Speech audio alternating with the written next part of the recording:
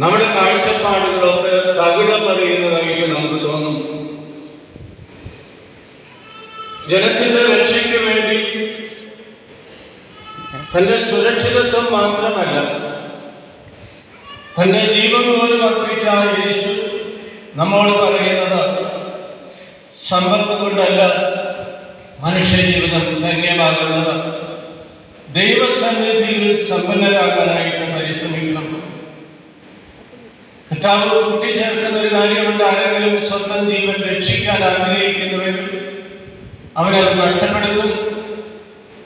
പക്ഷെ എനിക്ക് വേണ്ടി, ദൈവരാജ്യത്തിന് വേണ്ടി, ഞാൻ നിങ്ങളുടെ സൂക്ഷ്യത്തിന് ഏൽപ്പിച്ചിരിക്കുന്നവർക്ക് വേണ്ടി ജീവൻ ബലിയായിട്ട് അർപ്പിക്കാൻ നിങ്ങൾ മനസ്സാകുന്നുവെങ്കിൽ നിങ്ങൾ നിങ്ങളെ തന്നെ രക്ഷിക്കണം. സ്വന്തം സുരക്ഷിതത്വവും സ്വന്തം ജീവിതവും നേടാൻ ആഗ്രഹിച്ച ഒരു ശിഷ്യനുണ്ടായിരുന്നു യേശുവിന്. യൂദാസ്. യേശുവിന്റെ ജീവിതം പീഡാനുഭവത്തിലേക്കും കുരിശുമരണത്തിലേക്കുമാണ് നീങ്ങുന്നത് എന്ന് മനസ്സിലാക്കുമ്പോൾ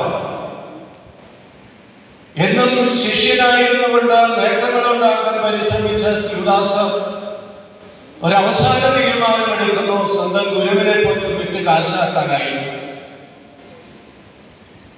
സ്വന്തം ഗുരുവിനെ പോലും വിറ്റ് കാശാക്കിയിട്ട് ജീവിതം സുരക്ഷിതമാക്കാനായിട്ട് ആഗ്രഹിച്ച യൂദാസിന്റെ അധഃപതനം എത്ര ഗംഭീരമായിരുന്നു എന്ന് പിന്നീട് നമ്മൾ മനസ്സിലാക്കുന്നു.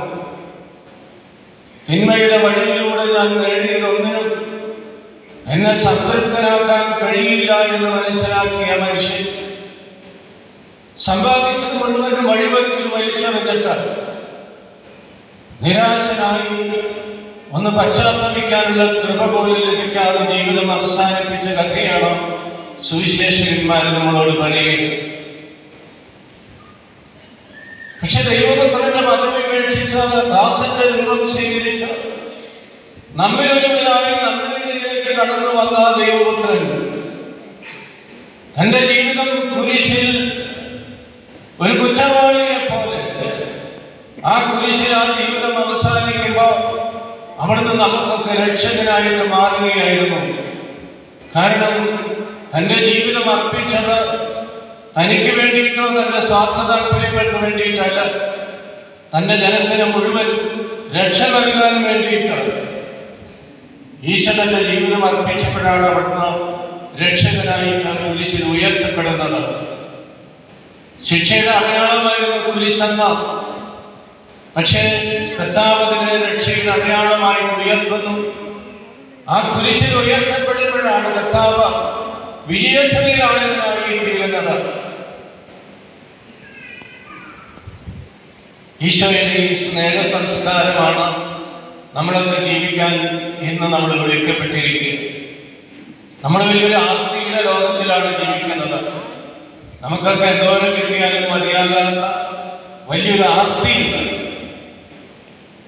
മറ്റുള്ളവരെ ചൂഷണം ചെയ്തായിട്ട് ആരെങ്കിലും വേണ്ടില്ല, മറ്റുള്ളവരെ ബലി കൊടുത്തിട്ടായാലും വേണ്ടില്ല, മറ്റുള്ളവരുടെ അവകാശങ്ങൾ ലംഘിച്ചിട്ടായാലും കാര്യമില്ല.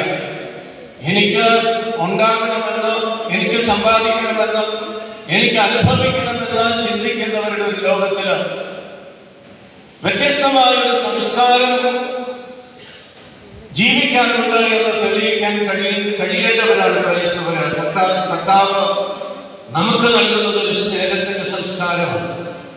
കർത്താവിന്റെ ഈ സ്നേഹത്തിന്റെ സംസ്കാരത്തിന്റെ പ്രത്യേകത, കർത്താവ് സ്വീകരിച്ചൊരു നിലപാടുണ്ട്, എനിക്കൊന്നും വേണ്ട, എനിക്കുണ്ടായിരുന്നത് മുഴുവൻ നിങ്ങൾക്ക് വേണ്ടി ഞാൻ നഷ്ടപ്പെടുത്തി, ദൈവപുത്രന്റെ പദവി വേണ്ടെന്ന് വെച്ചു, നിങ്ങളിൽ ഒരുവനായി നിങ്ങളുടെ ബുദ്ധിമുട്ടുകളിലും ക്ലേശങ്ങളിലും പങ്കാളിയായിട്ട് ഞാൻ ജീവിച്ചു. അവസാനം ശേഷിച്ചത് പച്ചയായിട്ടുള്ള ജീവൻ മാത്രമായിരുന്നു.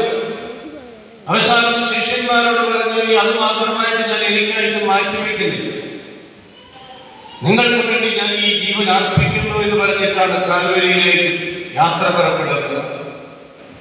പ്രിയപ്പെട്ടവരെ, ഈ സ്നേഹ സംസ്കാരവുമാണ് ഈ ദുഃഖവെള്ളിയുടെ ഏറ്റവും വലിയ സന്ദേശം. തനിക്കുള്ളത് മുഴുവൻ മറ്റുള്ളവരുടെ രക്ഷയ്ക്ക് വേണ്ടി വിട്ടുകൊടുത്ത അവഹേളിതനായിട്ട് യേശുവിന്റെ സ്നേഹ സംസ്കാരം ഇന്ന് ഈ ലോകത്തിൽ ജീവിക്കാൻ, ഈ സമൂഹത്തിൽ ജീവിക്കാൻ കർത്താവ് നമ്മളെ ക്ഷണിക്കുന്നു. കർത്താവ് നമ്മുടെ സൂക്ഷ്യത്തിന് ഏൽപ്പിച്ചിരിക്കുന്നവർക്ക് വേണ്ടി നമുക്കുള്ളത് മുഴുവൻ, നമ്മുടെ ജീവൻ പോലും വിട്ടുകൊടുക്കാനായിട്ട് നമ്മൾ തയ്യാറാകുമ്പോഴാണ് കുരിശിൽ മരിച്ചവരുടെ സന്ദേശം ഉൾക്കൊണ്ടവരും ജീവിക്കുന്നവരുമൊക്കെ ആയിട്ട് നാം മാറുന്നത്. കർത്താവ് നമ്മളെ ഓർമ്മപ്പെടുത്തുന്നു, സ്നേഹിതന് വേണ്ടി ജീവൻ ബലിയഴിക്കുന്നതിനേക്കാൾ വലിയ സ്നേഹമില്ല എന്ന്. യേശുവിൻ്റെ പീഡാനുഭവവും കുരിശുമരണവും അവിടുത്തെ ജീവിതത്തിൽ യാദൃച്ഛികമായിട്ട് സംഭവിച്ച ഒരു അപകടമൊന്നുമല്ലായിരുന്നു. നമുക്കറിയാം, സുവിശേഷ അവധാനപൂർവ്വം നമ്മൾ വായിച്ചു പോകുമ്പോൾ നമ്മൾ മനസ്സിലാക്കുന്ന ഒരു കാര്യം, യേശു ജനിച്ചതും ജീവിച്ചതും ക്രൂരമായി മരണത്തിന് വേണ്ടിയിട്ടാണ്. ഈ കുരിശിലെ മരണത്തിന് വേണ്ടിയിട്ടാണ്. ഒരർത്ഥത്തിൽ പറഞ്ഞാൽ കർത്താവ് കുരിശിലേക്ക് കയറി ചെന്നവരാണ്. എനിക്കൊരു മാമോദിസ മുങ്ങുവാനുണ്ട്, അത് മുങ്ങുന്നത് വരെ ഞാൻ അസ്വസ്ഥനായിരിക്കുമെന്ന് കൂടെ കർത്താവ് പറയുന്നത് നമ്മൾ കേൾക്കും. അവിടെ വീണ്ടും പറയും, മനുഷ്യപുത്രം വന്നിരിക്കുന്നത് ശുശ്രൂഷിക്കപ്പെടാനല്ല, മറ്റുള്ളവരെ ശുശ്രൂഷിക്കാനും അനേകായിരങ്ങൾക്ക് വേണ്ടി എൻ്റെ ജീവിതം മോചനദ്രവ്യമായിട്ട് അർപ്പിക്കാനും വേണ്ടിയിട്ടാണ്. ഞാൻ നല്ല ഇടയനാണോ? നല്ല ഇടയൻ എൻ്റെ ആടുകൾക്ക് വേണ്ടിയിട്ട് ജീവൻ ബലിയായിട്ട് അർപ്പിക്കും.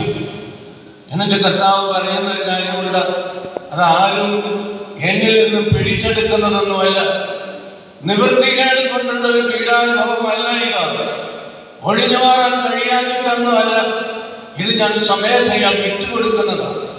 എൻ്റെ ജീവൻ മറ്റുള്ളവരുടെ രക്ഷയ്ക്ക് വേണ്ടി സ്വമേധയാ ഞാൻ വിട്ടുകൊടുക്കുകയാണ്. യേശുവിൻ്റെ പരസ്യ ജീവിതത്തിൽ 3 പ്രാവശ്യം കർത്താവ് ആവർത്തിച്ച് പറയുന്ന ഒരു കാര്യമുണ്ട്.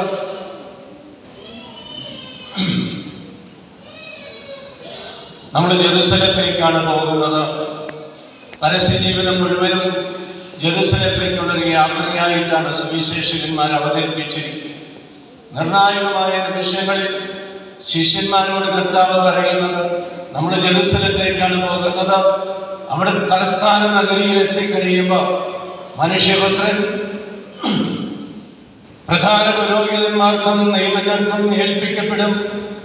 അവർ അവനെ മരണത്തിന് വിധിക്കുകയും പുറജാതികൾക്ക് ഏൽപ്പിച്ചു കൊടുക്കുകയും ചെയ്യും. അവർ അവനെ അപഹസിക്കുകയും അവനെ കുരിശിൽ തറച്ച് കൊല്ലുകയും ചെയ്യും. ഓരോ കാൽവയ്പിനും ഈ പീഡാനുഭവവും കുരിശുമരണവും കൺമുമ്പിൽ കണ്ടുകൊണ്ട് ജീവിച്ചവരാണ് യേശു. യേശുവിൻ്റെ ഈ ബലിയർപ്പണം അവിടുത്തെ പീഡാനുഭവത്തിൻ്റെയും കുരിശുമരണത്തിൻ്റെയും ഏതാനും മണിക്കൂറുകളിൽ മാത്രം ഒതുങ്ങുന്നതല്ല എന്നും സുവിശേഷങ്ങളിൽ നിന്ന് നമ്മൾ മനസ്സിലാക്കുന്നു.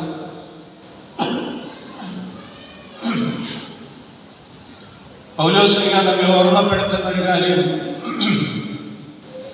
യേശു ദൈവപുത്രന്റെ പദവിയല്ല ഉപേക്ഷിച്ച നമ്മിലൊരുവനായി നമ്മുടെ ഇടയിൽ വസിച്ച ആ നിമിഷം മുതൽ യേശുവിൻ്റെ പീഡാനുഭവവും കുരിശുമരണവും ആരംഭിക്കുകയാണ്. തൻ്റെ പീഡാനുഭവത്തിൻ്റെ അവസാന നാളുകളിൽ എത്തി നിൽക്കുമ്പോൾ കർത്താവ് ശിഷ്യന്മാരോട് പറയുന്നൊരു കാര്യമുണ്ട്, ഈ ശരീരം നിങ്ങൾക്ക് വേണ്ടി ഞാൻ മുറിക്കും, ഈ രക്തം നിങ്ങൾക്ക് വേണ്ടി ഞാൻ ചിന്തും. എന്നിട്ട് അവിടെ നിന്ന് അവരോട് ആവശ്യപ്പെടുന്ന ഒരു കാര്യം, ഇത് നിങ്ങൾ എൻ്റെ ഓർമ്മയ്ക്ക് വേണ്ടി ചെയ്യണം. കർത്താവിൻ്റെ പീഡാനുഭവത്തിൻ്റെ നിർണായകമായ നിമിഷങ്ങളിലെത്തി നിൽക്കുമ്പോൾ കാൽവരിയിലേക്ക് യാത്ര പുറപ്പെടുന്നതിന് മുമ്പ് അവസാനമായി ശിഷ്യന്മാരുമായി പെസഹ പങ്കിടുന്ന അവസരത്തിലാണ് കർത്താവ് പറഞ്ഞത്, ഇനി നിങ്ങൾക്ക് തന്നിട്ട് പോകാനായിട്ട് എൻ്റെ കയ്യിൽ ഒന്നും ശേഷിക്കുന്നില്ല, ഇനി ശേഷിക്കുന്നത് ഈ ജീവൻ മാത്രമേ ഉള്ളൂ. ഈ ശരീരം നിങ്ങൾക്ക് വേണ്ടി ഞാൻ മുറിക്കും, ഈ രക്തം നിങ്ങൾക്ക് വേണ്ടി ഞാൻ ചിന്തും, ഈ ജീവൻ നിങ്ങളുടെ രക്ഷയ്ക്കായിട്ട് വിട്ടുതരാനായിട്ട് എനിക്ക് മടിയില്ല.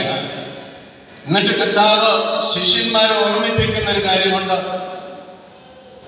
ഈ ശരീരം ഒരിക്കലും രക്തം ചിന്തലും ജീവൻ നൽകലും എൻ്റെ ജീവിതത്തിൽ അവസാനിക്കുന്ന ഒരു ഒറ്റപ്പെട്ട ചരിത്ര സംഭവമാകരുത്.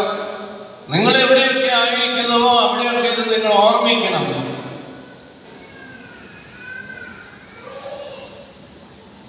ഈ ദുഃഖ വെള്ളിയാഴ്ചയിൽ കർത്താവ് വീണ്ടും നമ്മൾ ഓരോരുത്തരോടും ആവർത്തിക്കുന്ന ഒരു കാര്യമാണ്. ഇത് നിങ്ങൾ എൻ്റെ ഓർമ്മയ്ക്ക് വേണ്ടി ചെയ്യണം. ഈ കുരിശിലെ ബലി അത് കാൽവരിയിൽ അവസാനിച്ചൊരു ബലിയർപ്പണമല്ല. നിങ്ങളുടെ ഓരോരുത്തരുടെയും ജീവിതത്തിൽ ഈ ബലിയർപ്പണം തുടരണം. ഓരോ ദിവസവും അൾത്താരയിൽ കർത്താവിൻ്റെ ബലിയർപ്പിക്കുന്ന നമ്മൾ ആ ഓർമ്മ ആചരിക്കുന്നവരാണ്. കാൽവരിയിൽ നമുക്കായി ജീവിതം ബലിയായിട്ട് അർപ്പിച്ച യേശുവിന് ഈ അൾത്താരയിൽ നമ്മൾ ഓരോ ദിവസവും ഓർമ്മിക്കും. വീണ്ടും വീണ്ടും വൈദികൻ കർത്താവിൻ്റെ വാക്കുകൾ ആവർത്തിക്കും നമ്മുടെ മുമ്പിൽ.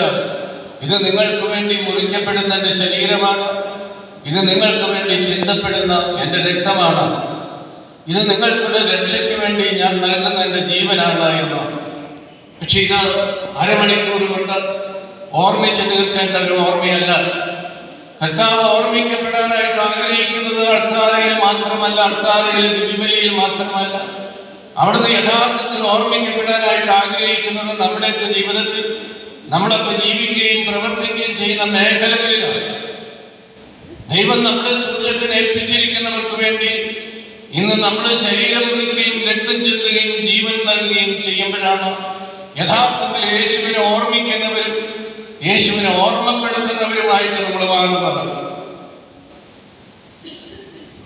ഒരായുസ് മുഴുവൻ തൻ്റെ ജീവിത പങ്കാളിക്കും മക്കൾക്കും കുടുംബത്തിനും വേണ്ടി കഠിനാധ്വാനം ചെയ്ത് അവർക്ക് രക്ഷകരായിട്ട് മാറിയ പാവപ്പെട്ട മാതാപിതാക്കളെ നമ്മളൊന്ന് ഓർമ്മിക്കും. നല്ലതാണ്. വർഷങ്ങളോളം തൻ്റെ ജീവിത പങ്കാളിക്കും മക്കൾക്കും കുടുംബത്തിനും വേണ്ടി തന്നെ മറന്ന് ജീവിച്ച മരണം കാത്തു കഴിയുന്ന അവരാണ് വാസ്തവത്തിൽ ഇന്ന് കർത്താവിനെ ഓർമ്മിപ്പിക്കുന്ന ആളുകൾ. ഒരായുസ് മുഴുവൻ മറ്റുള്ളവരുടെ രക്ഷയ്ക്ക് വേണ്ടി തങ്ങളുടെ ചോരയും നീരും നൽകിയ ആളുകളാണ്. അവർ യേശുവിനെ പോലെ രക്ഷകരായിട്ട് മാറുന്ന ആളുകളാണ്. അവരാണ് യേശുവിനെന്ന് സാക്ഷ്യം വഹിക്കുന്നവരായിട്ട് മാറുന്നതാണ്. പക്ഷെ പലപ്പോഴും ഈ രക്തസാക്ഷിത്വത്തിൻ്റെ ജീവിതം നയിക്കാൻ, ഈ ബലിയുടെ ജീവിതം നയിക്കാൻ കർത്താവ് നമ്മളോട് ആവശ്യപ്പെടുന്ന ചിലപ്പോഴെങ്കിലും അതിൽ നിന്നൊക്കെ ഓടി മാറാനായിട്ടുള്ള ഒരു പ്രലോഭനം നമുക്കൊക്കെ ഉണ്ടാകാറുണ്ട്. കാൽവരിയിൽ യേശു കുരിശിൽ മരിക്കുമ്പോൾ ജനത്തിൻ്റെ വിശ്വാസം നഷ്ടപ്പെട്ട നിമിഷമായിരുന്നു അത്. യേശുവിൽ ഒരുപാട് പേര് വിശ്വാസം അർപ്പിച്ചിരുന്നു. ഇവരാണ് വരാനിരിക്കുന്ന രക്ഷകൻ, റോമാ സാമ്രാജ്യത്തിന്റെ കീഴിൽ നിന്നും ഞങ്ങൾക്ക് വിമോചനം നേടിത്തരാൻ പോകുന്ന രാജാവിനാണെന്നൊക്കെ ഇവർ കരുതിയിരുന്നു. പക്ഷേ യേശുവിന്റെ ജീവിതം അപ്രതീക്ഷിതമായിട്ട് പീഡാനുഭവത്തിലും കുരിശുമരണത്തിലൂടെ കടന്നു പോകുന്നത് കണ്ടപ്പോൾ, അവസാനം യേശു എല്ലാവരും പരിത്യക്തനായി കുരിശിൽ മരിക്കുന്നത് കണ്ടപ്പോൾ എല്ലാവരുടെയും വിശ്വാസം നഷ്ടപ്പെട്ടു. ആ കുരിശിന്റെ ചുവട്ടിൽ നിൽക്കാൻ ഒരുപാട് പേരൊന്നും ഉണ്ടായില്ല. 3 വർഷം കൂടെ കൊണ്ടു നടന്ന് പരിശീലിപ്പിച്ച ശിഷ്യര് പോലും പതറി ഓടിയാകുന്ന അവസ്ഥയാണ്.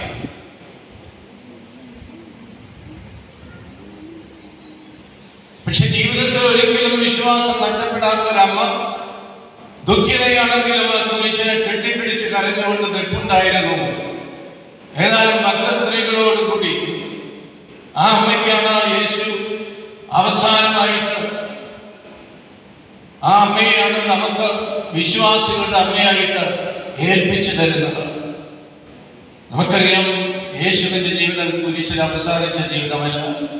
യഥാർത്ഥത്തിൽ കുരിശിൽ ആരോഗ്യത്തിനാകുന്ന നിമിഷത്തിലാണ് കർത്താവ് വിജയശ്രീലാളിതനായി തീർന്നത്. ലോകത്തിന്റെ മുഴുവനും രക്ഷകനായിട്ട് ഉയർത്തപ്പെട്ടത്. അവിടുത്തെ അധികം നാൾ കല്ലറയിൽ മൂടിവെക്കാൻ കഴിഞ്ഞില്ല. കല്ലറയിൽ മൂടിവെച്ച് കാവലാർപ്പെടുത്തിയതാണ്. പക്ഷെ നമുക്കറിയാം, 3-ാം ദിവസം അവിടെ നിന്ന് കല്ലറ ഭേദിച്ച് പുറത്തു വരികയായിരുന്നു. കർത്താവ് പൗലോസ്ലീഹ നമ്മെ ഓർമ്മപ്പെടുത്തുന്നു. കർത്താവ് ശിക്ഷയുടെ അടയാളമായിരുന്ന കുരിശിനെ രക്ഷയുടെ അടയാളമായിട്ട് മാറ്റി. പൗലോസ്ലീഹ ആവർത്തിച്ച് പറയുന്ന ഒരു കാര്യമുണ്ട്: നാശത്തിലൂടെ ചലിക്കുന്നവർക്കാണ് കുരിശിന്റെ വഴി ഭോഷത്വമായിട്ട് തോന്നുന്നത്. പക്ഷെ രക്ഷയിലൂടെ നയിക്കുന്നവർ, സഞ്ചരിക്കുന്നവർക്ക് അത് എന്നും രക്ഷയുടെ അടയാളം തന്നെയാണ്. പൗലോസ്ലീഹ വീണ്ടും പറയും, വിജാതിയർക്ക് ഭോഷത്വവും യഹൂദർക്ക് ഇടർച്ചയുമായിരുന്ന കുരിശിനെ കർത്താവ് രക്ഷയുടെ അടയാളമായിട്ട് മാറ്റിയെന്ന്. അപ്പൊ കുരിശിനെ ദ്വേഷിക്കുന്നവരും കുരിശിൽ നിന്ന് ഓടി അകലാൻ ശ്രമിക്കുന്നവരുമാകാതെ കണ്ട് കർത്താവ് നമ്മളെ ഏൽപ്പിക്കുന്ന കുരിശുകൾ വഹിച്ചുകൊണ്ട് നമ്മുടെ സൂക്ഷ്യത്തിന് ദൈവം ഏൽപ്പിച്ചിരിക്കുന്നവരുടെ രക്ഷകരാകാനായിട്ട് അവിടുന്ന് നമ്മളെ ക്ഷണിക്കുന്നു. രക്ഷ തേടുന്ന എല്ലാവരെയും കർത്താവ് ക്ഷണിക്കുന്നത് ഈ കുരിശിന്റെ വഴിയിലേക്കാണ്. ഈ ലോകം കുരിശുകളിൽ നിന്നും ത്യാഗങ്ങളിൽ നിന്നും ക്ലേശങ്ങളിൽ നിന്നും ഓടിയകലാൻ എങ്ങനെയെങ്കിലും ജീവിതം സുഖപ്രദമാക്കാൻ ശ്രമിക്കുമ്പോൾ എല്ലാവർക്കും രക്ഷ നൽകാൻ വന്നവൻ നമ്മളെ ക്ഷണിക്കുന്നത് ഈ കുരിശിന്റെ തണലിലേക്കാണ്. എന്നെ അനുഗമിക്കാൻ ആഗ്രഹിക്കുന്നവൻ സ്വയം പരിത്യജിച്ച് സ്വന്തം ജീവിതത്തിന്റെ കുരിശുമെടുത്തിന്റെ പിന്നാലെ വരട്ടെ. ദൈവരാജ്യത്തിന് വേണ്ടി, എനിക്ക് വേണ്ടി, ഞാൻ നിങ്ങളുടെ സൂക്ഷ്യത്തിന് ഏൽപ്പിച്ചിരിക്കുന്നവർക്ക് വേണ്ടി ജീവൻ അർപ്പിക്കുന്നവർ തീർച്ചയായിട്ടും വിജയശ്രീയിലാണ് ഇതിനായിത്തീരും. ദൈവം സൂക്ഷ്യത്തിന് ഏൽപ്പിച്ചിരിക്കുന്നവർക്ക് വേണ്ടി ശരീരം മുറിക്കാനും രക്തം ചിന്താനും ജീവൻ നൽകാനും നമ്മൾ വിളിക്കപ്പെട്ടിരിക്കുന്നു എന്നുള്ളൊരു കാര്യം നമ്മൾ ഒരിക്കലും മറക്കരുത്. ആർച്ച് ബിഷപ്പ് ഓസ്കാർ റൊമേരോയെ ഓർമ്മിക്കുന്നു. 1980 മാർച്ച് 20 എൽ സൽവദോറിലെ ആർച്ച് ബിഷപ്പ് രക്തസാക്ഷിയായിട്ട് മരിക്കുന്നത്. അദ്ദേഹം എൽ സൽവദോറിലെ ആർച്ച് ബിഷപ്പായിട്ട് നിയോഗിക്കപ്പെടുമ്പോൾ ബഹുഭൂരിപക്ഷം ജനങ്ങളും പട്ടാള ഭരണത്തിന്റെ കീഴിൽ യാതനകൾ അനുഭവിക്കുന്ന, ചൂഷണം അനുഭവിക്കുന്ന കാലഘട്ടമായിരുന്നു. സഭയുടെ നേതാവാണെങ്കിലും ആ ജനത്തിന്റെ മുഴുവൻ വിമോചനത്തിന്റെ നേതാവായിട്ട് അദ്ദേഹം മാറി. പട്ടാള ഭരണത്തിനെതിരായിട്ട് ജനങ്ങളോടൊപ്പം നിന്ന് അദ്ദേഹം സമരം ചെയ്തു. പലരും അദ്ദേഹത്തിന് താക്കീത് ചെയ്തു. അങ്ങ് നോട്ടപ്പള്ളിയാണ്, ഏത് സമയവും അങ്ങ് കൊല്ലപ്പെടാനായിട്ടുള്ള സാധ്യതയുണ്ട്. പക്ഷെ ഓസ്കാർ റൊമേരോ എന്ന് പറയുന്ന ധീരനായിട്ടുള്ള നേതാവ് പറഞ്ഞത്, ഒരു ക്രൈസ്തവൻ എന്ന നിലയ്ക്ക് ഞാൻ മരണത്തിൽ വിശ്വസിക്കുന്നില്ല, ഞാൻ വിശ്വസിക്കുന്നത് ഉയർപ്പിലാണ്. മറ്റുള്ളവർക്ക് വേണ്ടി, അവരുടെ വിമോചനത്തിന് വേണ്ടി അർപ്പിക്കപ്പെട്ട ജീവിതം വിജയത്തിന്റെയും ഉയർപ്പിന്റെയും അച്ചാരമാണ് എന്ന്.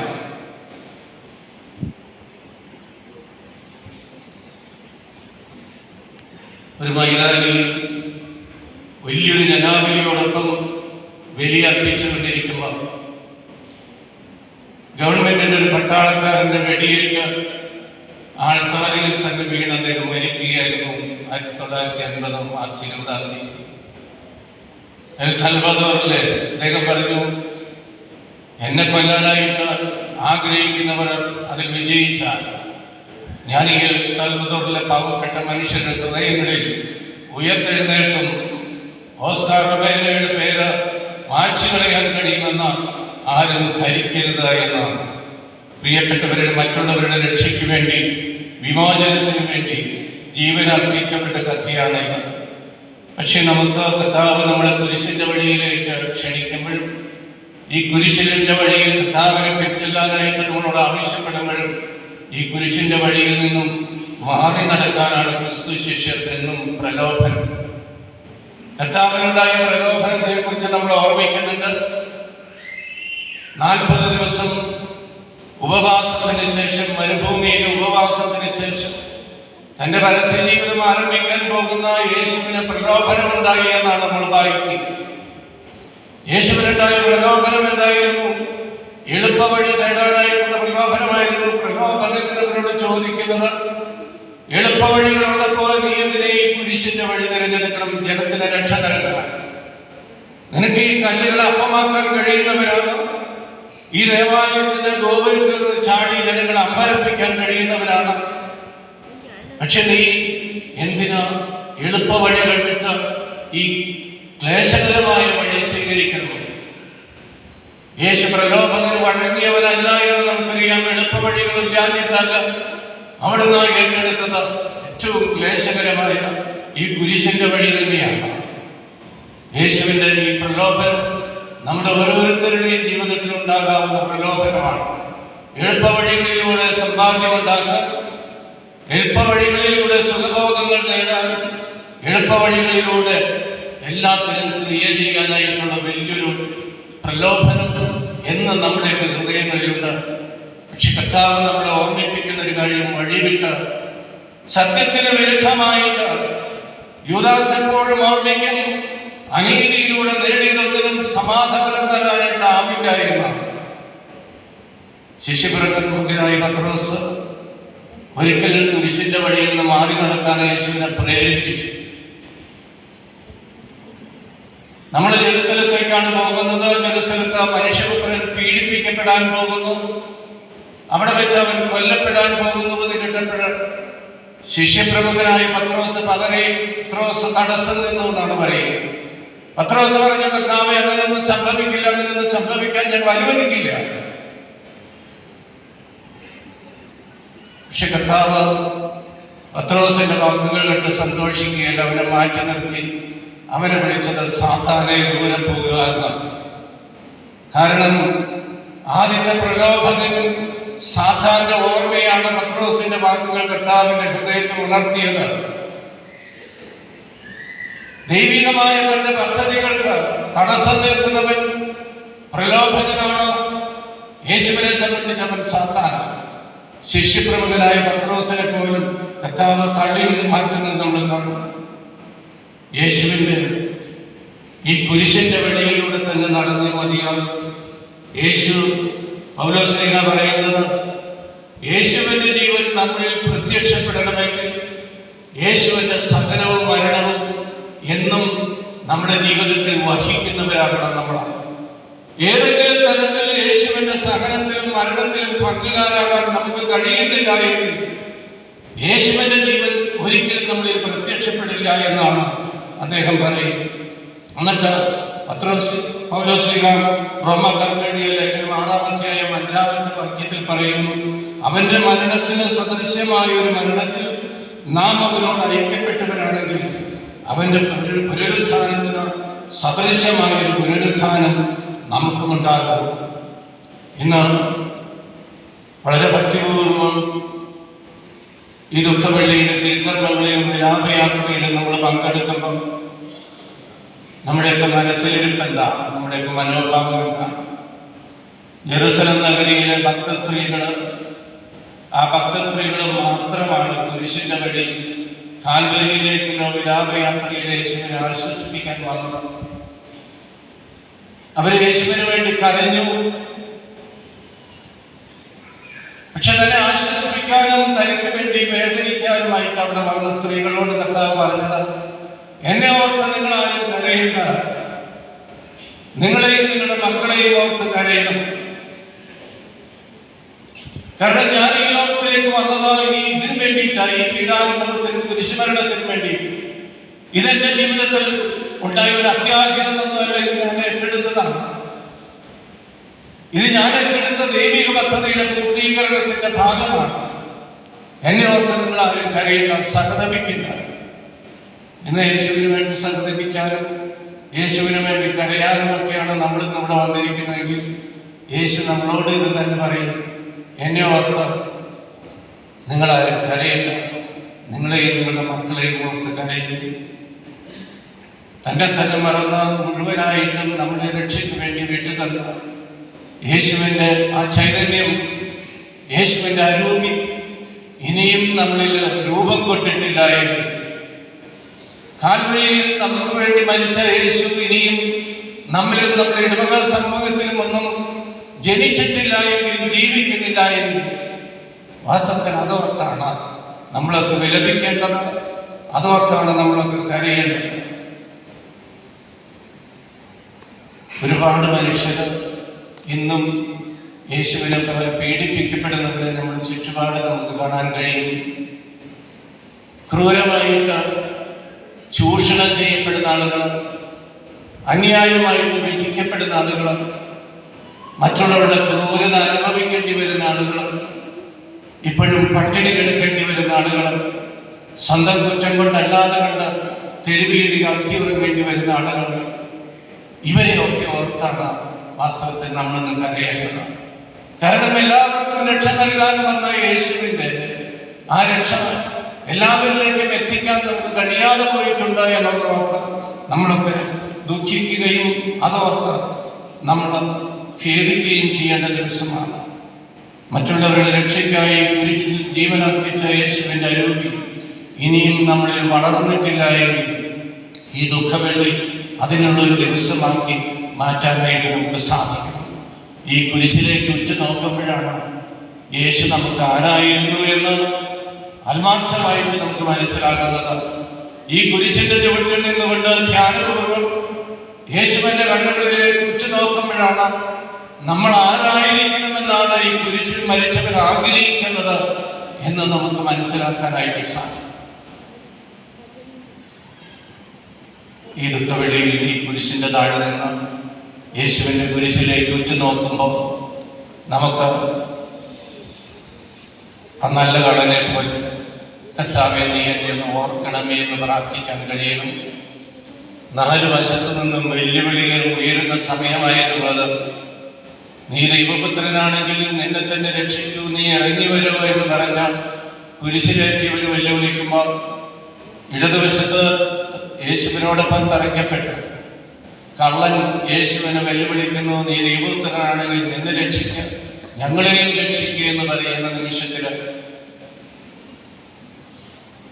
അഗാധമായ പശ്ചാത്താപത്തോടുകൂടി കർത്താവിന്റെ മുഖത്തേക്ക് കണ്ണുകൾ എത്തിയിട്ട് ഒരു പാവപ്പെട്ട കള്ളൻ പറയുന്നു, കർത്താവേ നീ എന്ന് പരദീസായിലായിരിക്കുമ്പോൾ ഈ പാപിയായ എന്നെ കൂടി നീ ഒന്ന് ഓർക്കണമേ എന്ന്.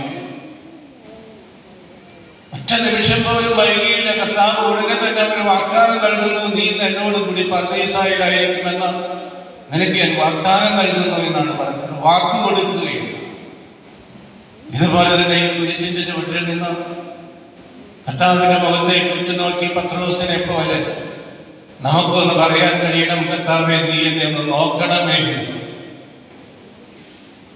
പ്രധാന പുരോഹിതന്റെ അകത്തളങ്ങളിലേക്ക് പ്രവേശിക്കാൻ ശ്രമിക്കുമ്പോൾ ഒരു പാവപ്പെട്ട പരിചാരകരുടെ പേര് കേട്ട് അവരുടെ ഭീഷണി കേട്ട് പതറിയ പത്രോസ് 3 പ്രാവശ്യം ആവർത്തിച്ച് പറഞ്ഞു, എനിക്ക് ആ മനുഷ്യനുമായിട്ട് യാതൊരു പരിചയവുമില്ല. 3 വർഷം കൂടപ്പിറപ്പിനെ പോലെ കൊണ്ടു നടന്നു. ഭാവിയിൽ തിരുസഭയുടെ മുഴുവനും പരമേൽപ്പിച്ച് കർത്താവ് കടന്നുപോയിട്ട് പത്രോസ് എല്ലാം മറന്നു.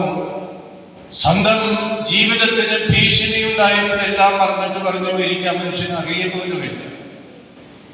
കോഴി കൂവിയപ്പോ കർത്താവിന്റെ മുൻകൂട്ടിയുള്ള പ്രവചനം ഓർമ്മിച്ചു, നീ എന്നെ 3 വട്ടം തള്ളിപ്പറയുന്നു. പിന്നെ അങ്ങോട്ട് കരച്ചിലാണ് പത്രോസ് മുഴുവൻ. പിന്നെ പത്രോസ് കർത്താവിന്റെ പുറകെ പോകുന്നത് ഒരു നോട്ടത്തിന് വേണ്ടിയിട്ടാണ്. ഒന്ന് മാപ്പ് പറയാൻ, കണ്ണുകളിൽ നിന്ന് നോക്കി മാപ്പ് പറയാനായിട്ട്. അവസാനം കർത്താവ് ഒന്ന് തിരിഞ്ഞ് പത്രോസിനെ നോക്കി. ആ പത്രോസിന് ആ നോട്ടത്തിന്റെ അർത്ഥം മനസ്സിലായി. അവൻ പുറത്തു പോയി കരഞ്ഞു. അവനൊരു പുതിയ മനുഷ്യനായി രൂപം കൊള്ളുകയായിരുന്നു. പ്രിയപ്പെട്ടവരെ, നമുക്കും കർത്താവിനെ തള്ളിപ്പറഞ്ഞ ഒരുപാട് അനുഭവങ്ങളും മുഹൂർത്തങ്ങളുമായിട്ട് ജീവിക്കുന്നവരാണ് നമ്മൾ. ഒരു നിമിഷമെങ്കിലും കർത്താവിന്റെ കരുണാകരമായിട്ടുള്ള അനുകമ്പ നിറഞ്ഞ നോട്ടം ഒന്ന് ഏറ്റുവാങ്ങാൻ നമുക്ക് കഴിഞ്ഞാൽ, പത്രോസിനെ പോലെ ഇതുപോലെ ഒന്ന് കരയാൻ നമുക്ക് സാധിച്ചാലൊന്ന് പശ്ചാത്തപിക്കാൻ കഴിഞ്ഞാൽ, പുതിയ മനുഷ്യരായിട്ട് രൂപം കൊള്ളാനായിട്ട് ഈ ദുഃഖവെള്ളി നമ്മളെ സഹായിക്കും. ഇത് യേശു മരിച്ച ദുഃഖവെള്ളിയാഴ്ചയാകാതെ നമുക്ക് വേണ്ടി ജീവൻ നൽകാൻ വേണ്ടി ഈ കുരിശിൽ മരിച്ചവന്റെ പുതിയ ചൈതന്യം നമ്മളും നമ്മുടെ കുടുംബങ്ങളും ഇടവക സമൂഹവും ഏറ്റുവാങ്ങുന്ന ഒരു നല്ല വെള്ളിയാഴ്ചയായിട്ട് ഇത് മാറട്ടെ എന്ന് ഞാൻ ആശംസിക്കുകയാണ്. പിതാവിൻ്റെയും പുത്രൻ്റെയും പരിശുദ്ധാത്മാവിൻ്റെയും നാമത്തിൽ ആമേൻ.